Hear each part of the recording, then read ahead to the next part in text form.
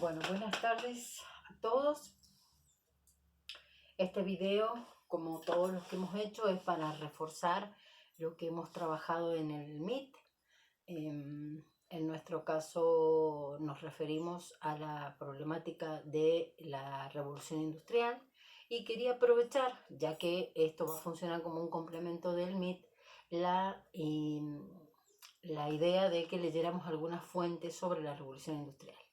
Que con algún curso hoy logré hacerlo, con el segundo MB, pero con los naturales no. Así que, bueno, no quería que se perdieran la posibilidad de tener acceso a fuentes de primera línea y esta idea, digamos, de lo real de cómo se construye el conocimiento histórico, digamos, ¿no? A partir de esas fuentes primarias que nos vienen directamente del proceso histórico que estamos estudiando, como los historiadores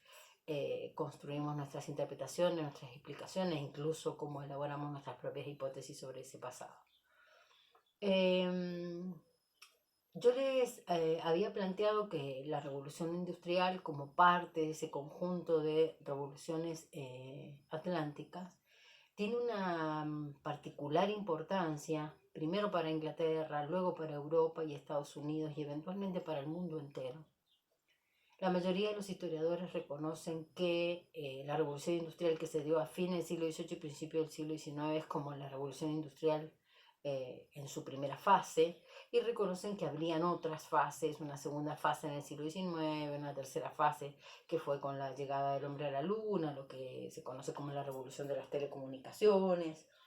eventualmente una fase como la que vivimos ahora, la de la nanotecnología, la de la eh, inteligencia artificial, no me salía la palabra, bueno, estaríamos como en procesos diferentes.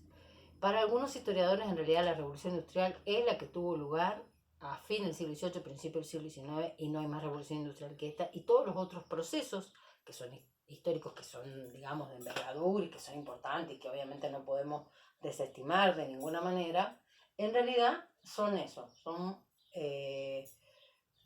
procesos históricos que tienen que ver con el desarrollo técnico y tecnológico del mundo, pero que a los efectos de lo que fue la bisagra a fines del siglo XVIII y principios del siglo XIX son otra cosa. Yo les había dicho, ya muchas veces se los he dicho, que explicar el cómo, el cuándo, el por qué, el dónde, el por qué en ese lugar y no en otro, por qué en ese momento y no en otro, con qué recursos, quiénes son los sujetos protagonistas de esto, son algunas de las preguntas que los historiadores nos hacemos. Y claro, o sea, si vos podés responder esas preguntas, obviamente estás pudiendo acceder a una comprensión más profunda del tema. Algo habíamos contestado, porque Inglaterra había hecho el proceso político necesario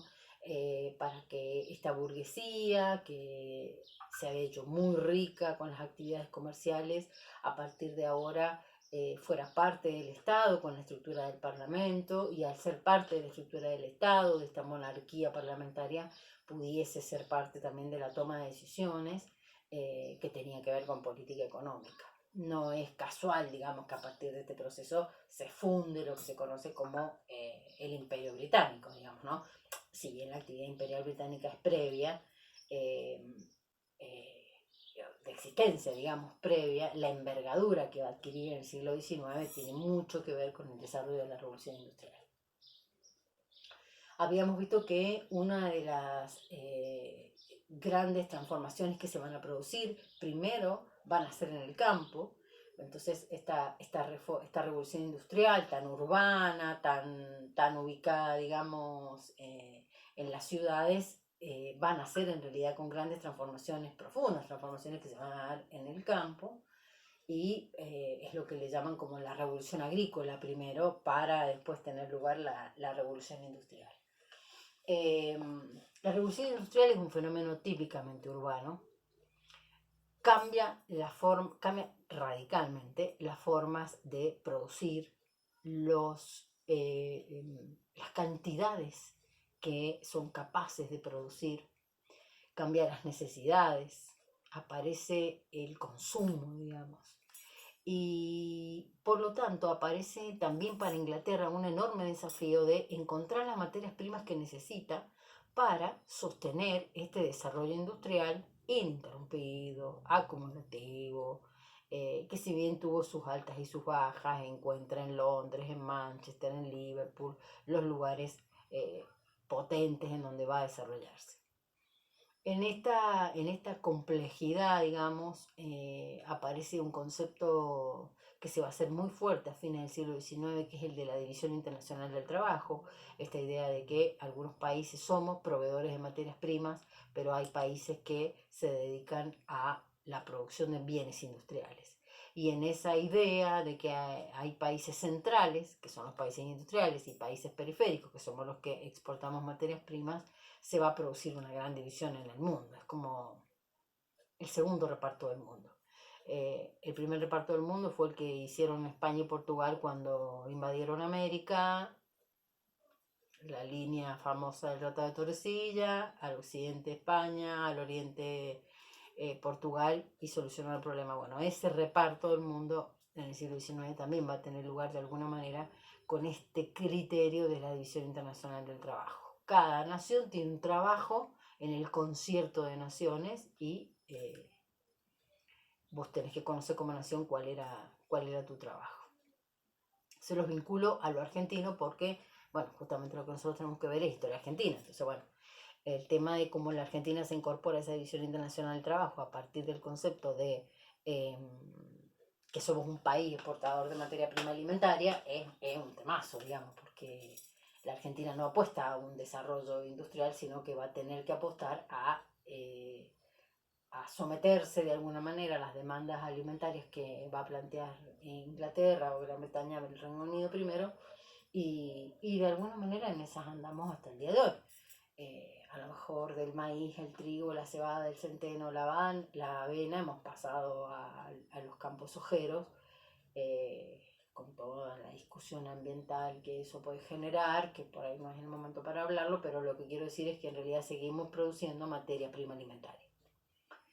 El otro gran elemento, digamos, de esta revolución industrial, de esta explosión urbana, en donde a partir de la migración que se va a producir del campo a la ciudad y donde esos viejos campesinos o artesanos van a convertirse en obreros asalariados, en una masa disponible de trabajo para estas industrias, para estas fábricas, primero, va a transformarse radicalmente la vida de las personas, la vida de la ciudad, de las costumbres, las comidas.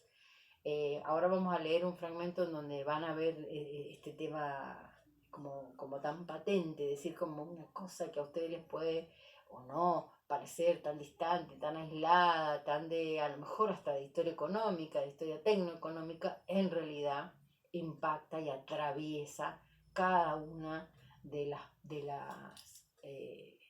aristas de la vida de una sociedad.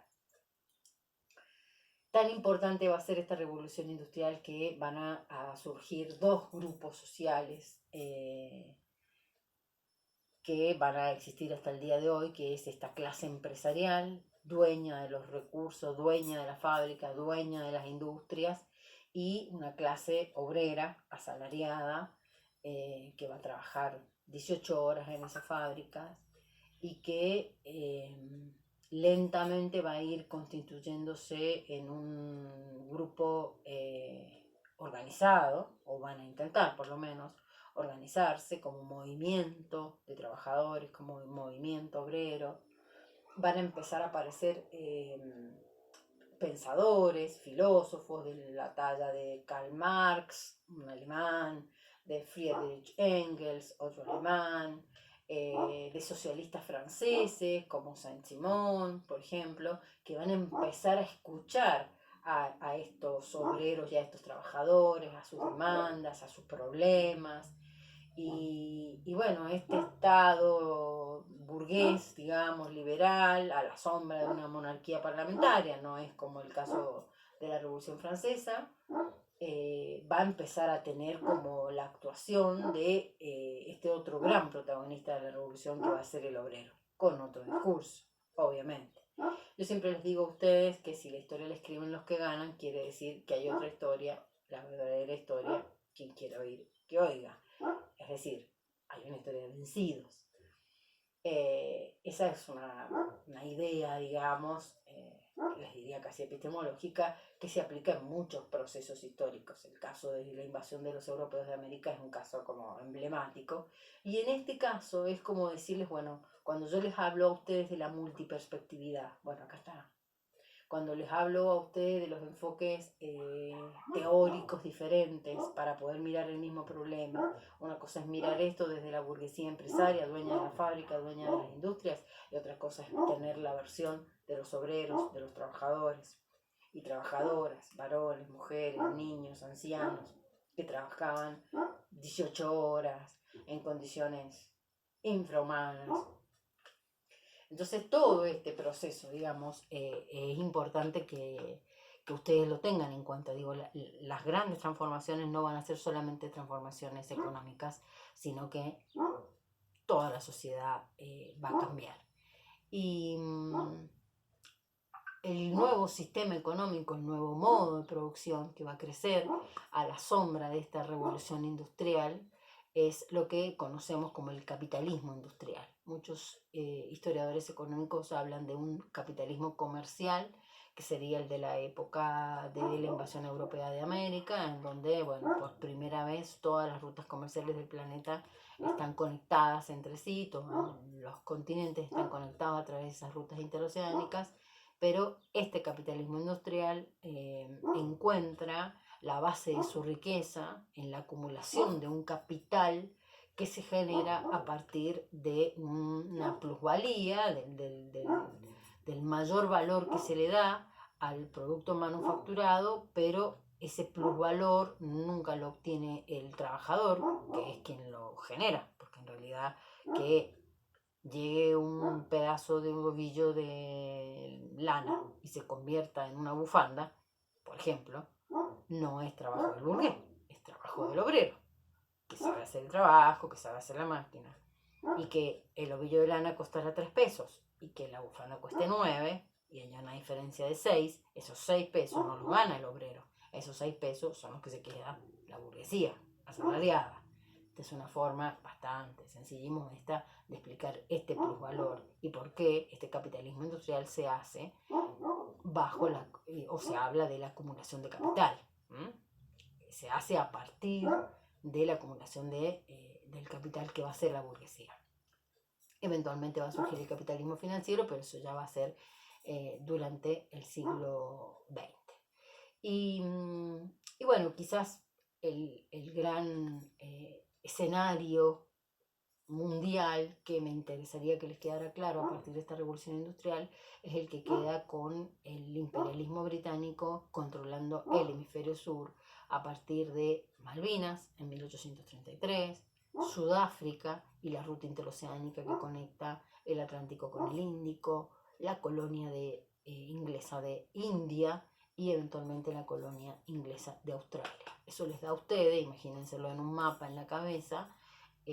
una idea de cómo el hemisferio sur queda en poder de los británicos y lo que va a significar eso, no solo para Gran Bretaña, que va a encontrar las materias primas que necesita para seguir produciendo y los mercados que compren lo que ella produce, sino para los países que somos los proveedores de las materias primas. Imagínense ese escenario, que no es un escenario sencillo y que tiene mucho que ver con el escenario que vivimos en la actualidad, aunque